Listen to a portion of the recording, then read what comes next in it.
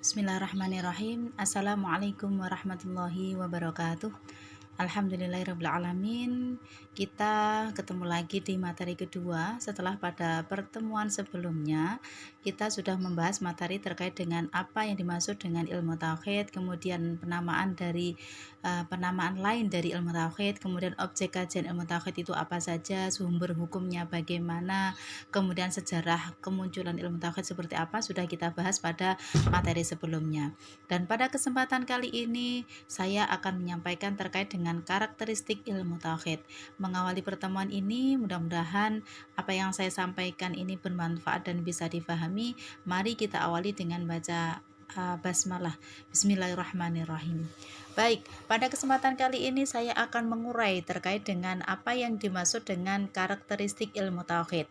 Sebelum kita masuk kepada pembahasan karakteristik ilmu tauhid, kita bahas terlebih dahulu yang dimaksud dengan karakteristik itu apa. Nah, yang dimaksud dengan karakter itu adalah ciri khusus ya. Jadi sehingga nanti dengan karakter ini kita mengetahui sebetulnya apa sih yang mendasari ilmu tauhid itu, ciri-ciri mendasar dari ilmu tauhid itu apa, nanti akan kita sampaikan. Nah, paling tidak kalau kita merujuk pada referensi yang ada, ilmu tauhid itu setidaknya ada 5 ciri yang paling mendasar yang dimiliki oleh ilmu tauhid. Yang pertama adalah bersifat tauqifiyah, bersifat ghaibiyah, bersifat sumuliyah, kemudian bersifat tawazun, dan juga bersifat takamul.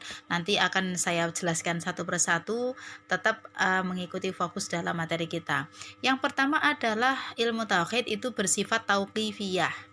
Ya, yang dimaksud dengan tauqifiyah itu apa?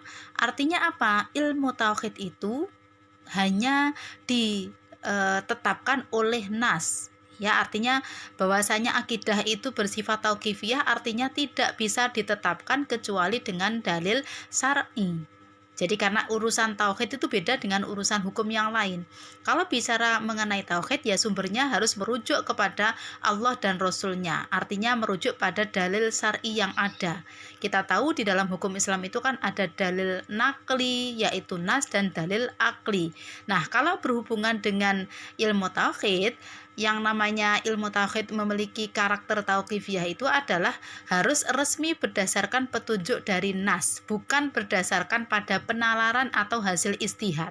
Sehingga di dalam urusan tauhid itu tidak ada ruang untuk melakukan istihad atau penalaran. Sehingga coba dicermati kalau masalah tauhid itu umat Islam golongan apapun, aliran apapun itu tidak ada khilafiyah, tidak ada perbedaan di dalamnya. Yang penting kok dia itu agamanya Islam, ya pasti yang namanya sholat fardu itu ya 5 waktu. Kalau dia itu mengaku Islam, ya tanpa pandang bulu apakah dia itu NU, apakah dia itu Muhammadiyah, apakah dia itu MTA dan lain sebagainya, yang namanya bersifat tauhid, ajaran terkait dengan misalkan kenabian yang namanya Khatamul Anbiya wal Mursalin misalnya, ya Rasulullah Muhammad, tidak ada pendapat yang lain. Karena sumbernya apa? Merujuk pada Al-Qur'an dan hadis. Jadi intinya adalah bersifat tauqifiyah di sini adalah resmi berdasarkan petunjuk dari Allah. Ini jadi resmi berdasarkan petunjuk Nabi, berdasarkan wahyu Allah atau langsung melalui petunjuk Al-Qur'an. Kira-kira seperti itu. Jadi mudah-mudahan bisa dipahami. Yang jelas bersifat tauqifiyah ini karena sumber petunjuknya ini adalah langsung dari Allah, maka hanya satu pendapat. Tidak ada pendapat yang lain. Misalkan terkait dengan ketuhanan. Yang namanya siapakah Tuhan kita? Ya Allah. Jadi aliran apapun di dalam Islam, karena ini adalah masalah tauhid, yang namanya Tuhan itu hanya Allah. Tidak ada sekutu baginya.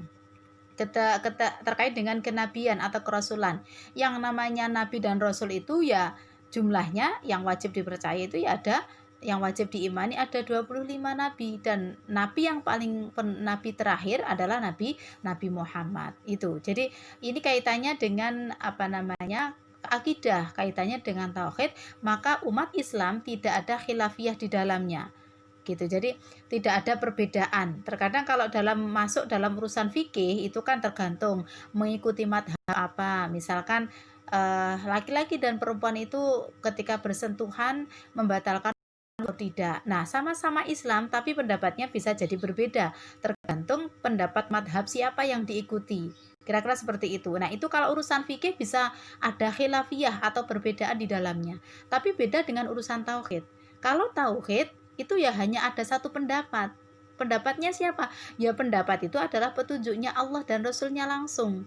Tapi kalau itu hasil ijtihad, kemudian produknya berupa fikih, ya itu syarat dengan perbedaan.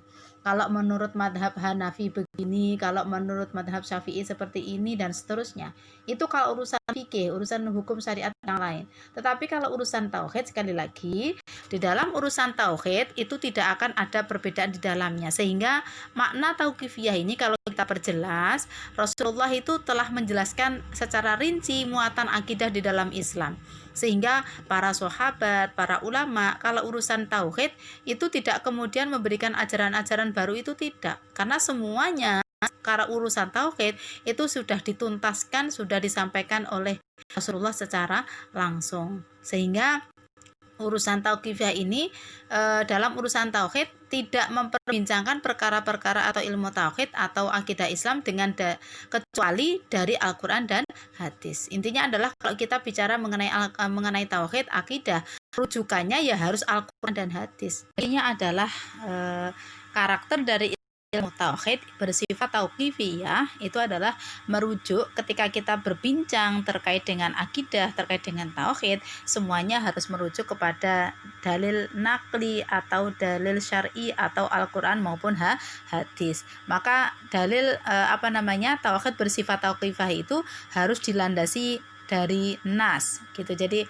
banyak kaidah, banyak hadis yang mengatakan bahwasanya terkait dengan urusan agama ya harus merujuk kepada Al-Quran dan hadis. Jika tidak, maka harus ditolak. Nah, maka kemudian kesimpulannya bisa dibaca sendiri. Kaitannya kesimpulan dari ilmu akidah itu bersifat tauqifiyah diantaranya adalah ketika bicara ilmu tauhid ya sumbernya dibatasi hanya merujuk kepada Al-Quran dan hadis saja. Beda dengan hukum syariat yang lain.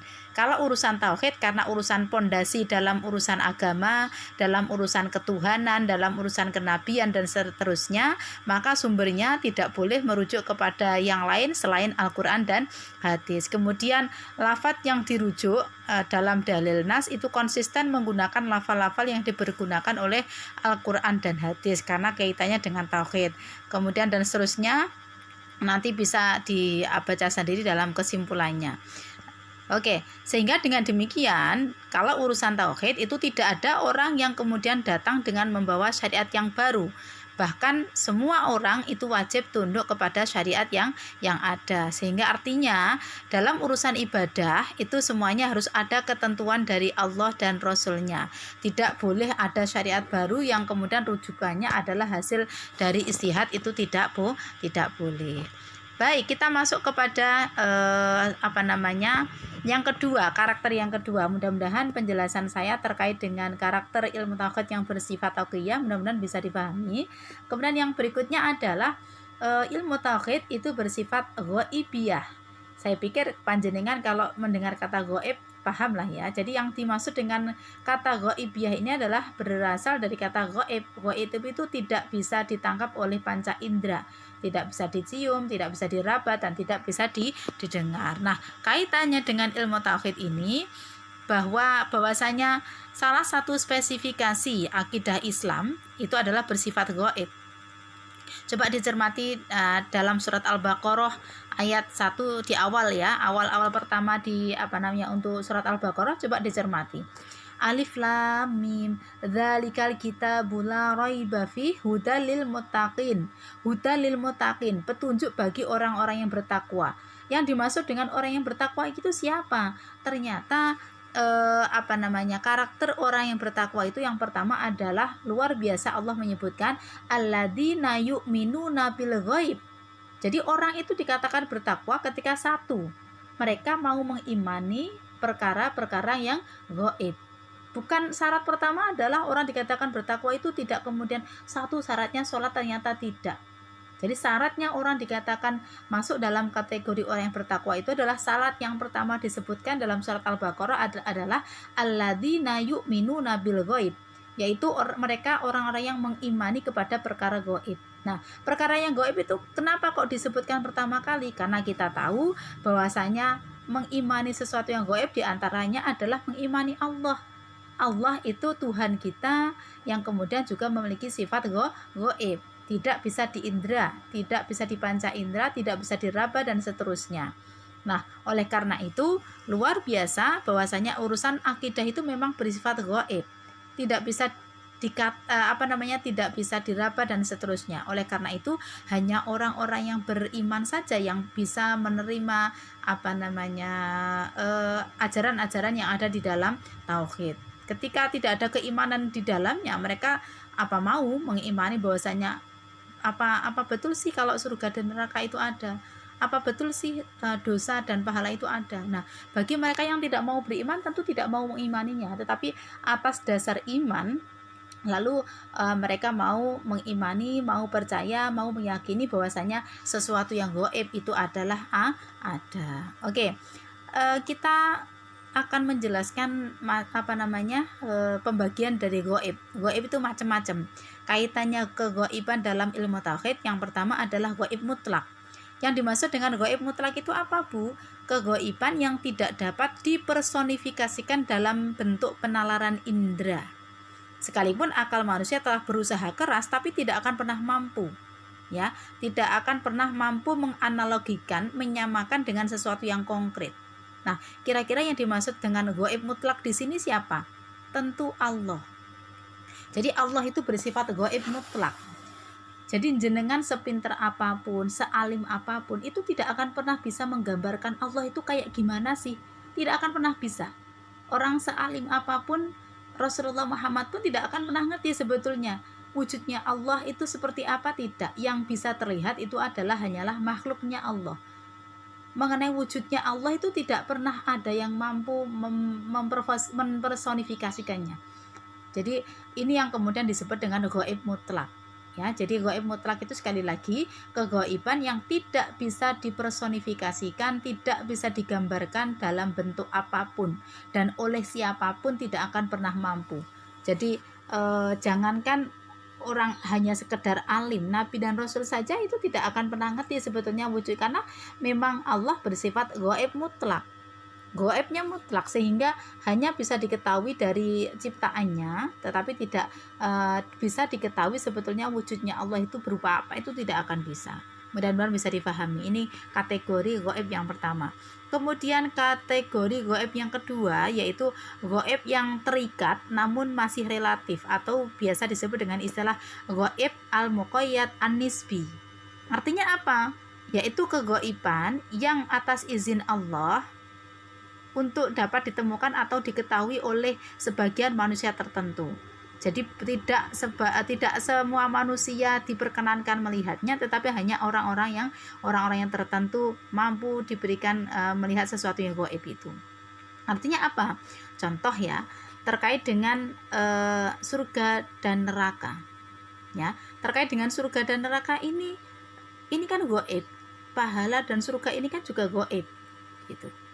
Tentang padang mahsyar dan seterusnya, ini kan sebetulnya gaib. Gaib itu kan tidak bisa dilihat, tetapi atas izin Allah perkara yang gaib itu lalu kemudian ada orang-orang tertentu, ada orang-orang pilihan seperti nabi dan rasul, itu oleh Allah diizinkan untuk mengetahuinya. Contoh Nabi Muhammad sendiri, ya, kita tahu surga itu kan sifatnya gaib.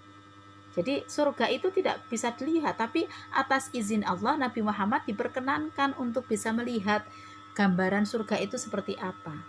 Maka kemudian atas informasi Nabi Muhammad itulah kemudian kita sebagian umat Islam itu ngerti, oh ternyata nanti kalau surga itu rasanya enak, oh kalau neraka itu tidak enak. Itu karena apa? Informasi yang semacam ini kita peroleh dari Rasulullah Muhammad, dan Rasulullah Muhammad itu diizinkan oleh Allah untuk melihat sesuatu yang gaib tadi. Maka kemudian kemarin pada pertemuan sebelumnya kita membahas bahwasanya di dalam agama Islam itu ada yang bersifat terkait dengan sesuatu yang bersifat gaib yang itu harus diimani, ya, perkara sam'iyat. Jadi perkara sam'iyat seperti azab kubur. Nah, itu kan sifatnya gaib, ya. kalau kita di depan rumah kita misalkan ada kuburan, iya kuburannya apa? Ada, tetapi siksa kuburnya kan bersifat gaib gitu. Jadi hanya orang-orang tertentu yang kemudian oleh Allah diizinkan untuk melihatnya, untuk menyaksikannya gitu. Jadi ini mudah-mudahan bisa difahami, sehingga mudah-mudahan jenengan juga bisa memahami, bisa membedakan yang dimaksud dengan gaib mutlak dan gaib tidak mutlak. Kalau gaib mutlak itu Allah, tidak ada bandingannya, sehingga karena gaibnya mutlak tidak bisa dipersonifikasikan, tidak bisa digambarkan dengan bentuk apapun. Kalau gaib yang kedua, oke, gaib ini tidak bisa dilihat, tetapi atas izin Allah sebagian manusia itu diperkenankan untuk melihatnya, seperti melihat surga neraka itu kayak apa, gambarannya padang mahsyar itu bagaimana. Itu diantaranya para nabi, para rasul, para aulia itu diperkenankan untuk melihat gambaran surga itu nanti seperti apa. Oke, berikutnya adalah gaib yang ketiga. Gaib yang ketiga itu adalah kegaiban yang terikat namun tidak relatif, atau gaib muqayyad ghairu an-nisbi. Itu artinya apa? Hal yang gaib dan bisa diketahui oleh orang banyak karena Allah telah memberikan isyarat yang mengarah kepadanya. Ini gaibnya agak levelnya di bawah. Gaib yang paling tinggi adalah gaib mutlak, yaitu Allah. Kemudian gaib yang kedua adalah gaib muqayyad, ya, gaib muqayyad tetapi an-nisbi. Jadi hanya orang-orang pilihan saja yang diberikan izin oleh Allah untuk melihatnya. Tapi yang gaib yang ketiga ini adalah gaib yang sebetulnya semua orang akan bisa melihatnya asalkan dia itu mampu melihat isyarat-isyarat itu.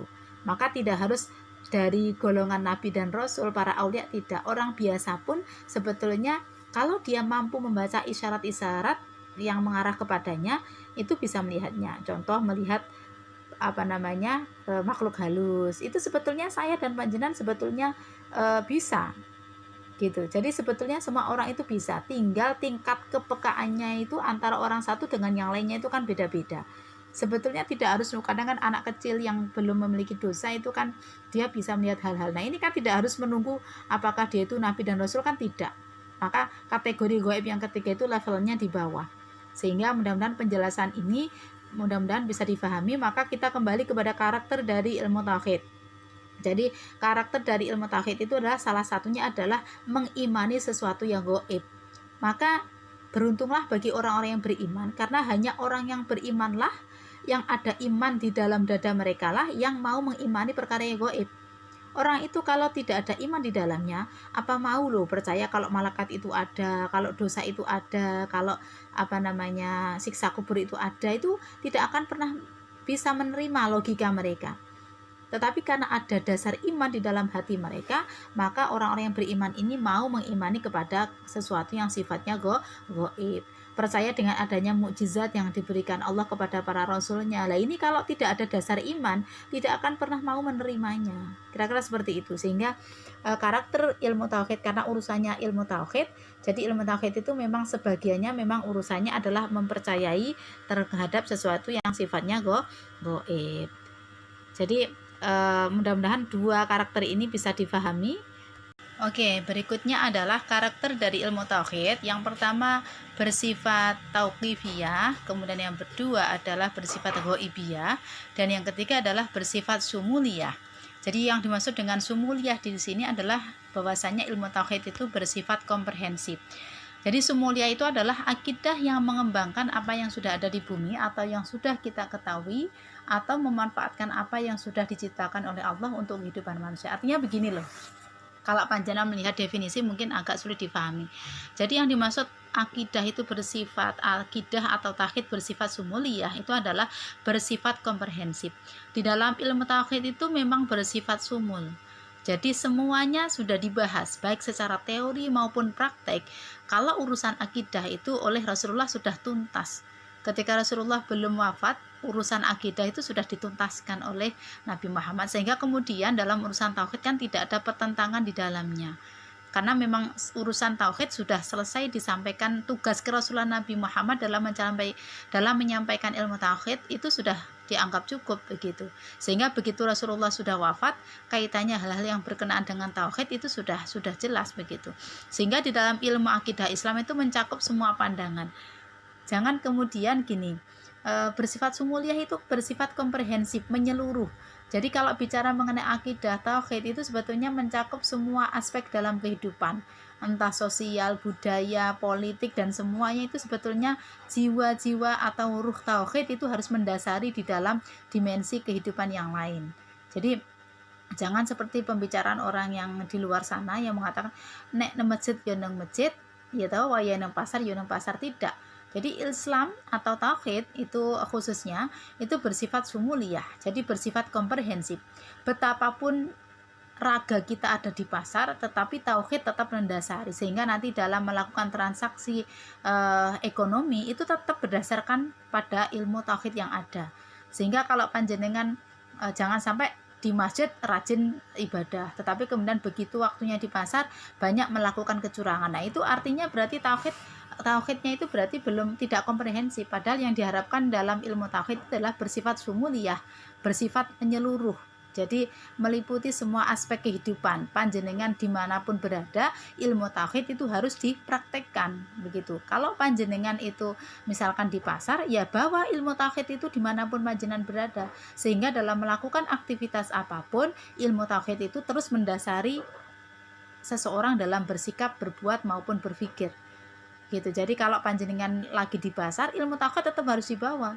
Kalau tauhid itu terus dibawa, pada akhirnya secara teori maupun praktek itu tidak akan pernah menyalahi apa yang sudah diajarkan oleh Allah dan Rasulnya melalui syariat-syariat yang dibawa. Sehingga tauhid ini kemudian mendasari perilaku setiap orang muslim. Jadi kalau memang melaksanakan transaksi jual beli yang tidak akan pernah melakukan kecurangan, karena memang ada tauhid yang mendasari dalam setiap aktivitasnya. Kemudian berikutnya nanti bisa dibaca sendiri, banyak buku yang bisa dibaca terkait dengan karakteristik ilmu tauhid. Nanti di makalah berikutnya juga akan dipertajam lagi terkait dengan pembahasan ini. Kemudian yang berikutnya, ilmu tauhid itu bersifat tawazun. Tawazun ini artinya seimbang. Bahwasanya di dalam ilmu tauhid itu menerapkan yang namanya keseimbangan atau balance, ya, tidak memilih di satu titik, tetapi tidak ada keseimbangan di dalamnya. Ilmu tauhid itu mengajarkan keseimbangan, maka kemudian banyak dalil-dalil yang menunjukkan adanya keseimbangan dalam melakukan apapun, baik dunia maupun akhirat ada keseimbangan. Jangan kemudian kalau memprioritaskan iya, tetapi kemudian ada keseimbangan antara kepentingan duniawi dan ukhrawi, kepentingan lahir dan batin. Nah, mengajarkan adanya keseimbangan. Jadi di dalam ilmu tauhid antara hablum minallah dan hablum minan nas itu kemudian tidak boleh ada ketidakadilan di dalamnya, harus ada keseimbangan. Jadi orang itu dikatakan sempurna di hadapan Allah, ya tidak kemudian hanya hablum minallahnya saja yang baik, tapi dua-duanya. Hablum minallahnya juga harus baik, hablum minannasnya juga baik. Urusan dunianya juga diopeni, akhiratnya juga diopeni, karena memang tauhid ini memiliki karakter seperti itu, tidak kemudian hanya mengurusi akhirat kemudian dunianya ditinggalkan, tidak seperti itu. Jadi seperti dawuhnya Rasulullah, i'mal annaka kita, bekerjalah untuk duniamu seakan-akan engkau akan hidup selamanya. Beratmu seolah-olah engkau akan mati esok. Nah, artinya sebetulnya mengajarkan bahwasanya tauhid di dalam Islam itu mengajarkan adanya keseimbangan. Maka kalau ada ajaran-ajaran yang di luar agama kita yang kemudian ketika artinya apa? Saya ulangi lagi bahwasanya ilmu tauhid itu bersifat tawazun, artinya mengajarkan yang namanya keseimbangan, ya. Jadi keseimbangan dalam menjalankan urusan agama. Jadi antara dunia dan akhirat itu juga ada porsinya masing-masing. Antara lahir dan batin itu juga harus dipenuhi kebutuhannya dan seterusnya. Sehingga terkait dengan akidah atau tauhid ini tidak ada sesuatu yang berat sebelah, tidak. Jadi mengajarkan adanya keseimbangan antara dunia dan ukhrawi, lahir dan batin dan seterusnya. Nanti bisa dibaca sendiri. Kemudian yang terakhir, bahwasanya ajaran akidah atau tauhid di dalam Islam itu bersifat takamul, artinya sempurna. Jadi tidak ada inna dina indallahil Islam. Sesungguhnya agama yang paling mulia, agama yang sah, agama yang sempurna di hadapan Allah hanyalah agama Islam. Sehingga hukum Islam ini membentuk umat adalah dalam satu kesatuan yang bulat. gitu. Sehingga hukum-hukum Islam itu meskipun berganti masa dari masa itu tetap bisa diterima oleh umat Islam. Meskipun nanti pada perkembangannya kalau kita masuk kepada hukum syariat taghayyurul ahkam bitaghayyuril azman wal amkan.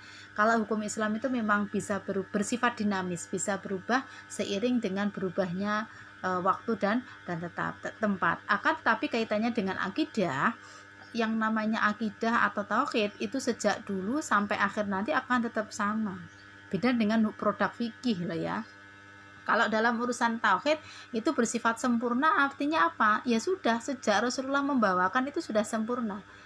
Sehingga tidak perlu disempurnakan lagi, ibarat kata seperti itu. Sehingga tidak kemudian dulu sholatnya itu mungkin subuh itu 2, kini semakin modern ditambah 3, enggak gitu. Jadi Islam itu ajarannya, akidah itu ajarannya sudah sempurna. Jadi sudah sempurna ajarannya, semua hal yang terkait dengan dimensi kehidupan semuanya ada di situ. Jadi Islam itu luar biasa. Mulai dari bangun tidur sampai tidur kembali semuanya sudah diatur. Bagaimana ketika kita itu bangun tidur tetap ingat kepada Allah sampai kemudian kita bangun dan seterusnya, itu semuanya akidah sudah mengajarkan sedemikian rupa agar kita itu tetap ingat kepada Allah. Itu menunjukkan betapa ajaran akidah itu mengajarkan sudah bersifat sempurna. Islam itu kan semua mengajarkan semuanya, mulai dari hal yang terkecil maupun hal yang urusan yang besar. Kira-kira seperti itu. Silahkan nanti dibaca terkait dengan pemahaman karakteristik ilmu tauhid dalam buku-buku. Nanti apa yang saya sampaikan pada kesempatan kali ini juga akan dipertajam oleh pemakalah berikutnya. Mudah-mudahan apa yang saya sampaikan untuk tema karakteristik ilmu tauhid ini bisa dipahami dan bisa diterima. Silahkan nanti dicermati ketika ada diskusi tanya jawab. Mungkin itu yang bisa saya sampaikan pada kesempatan kali ini. Kita akhiri dengan hamdalah. Alhamdulillahirabbil alamin. Mudah-mudahan bermanfaat. Assalamualaikum warahmatullahi wabarakatuh.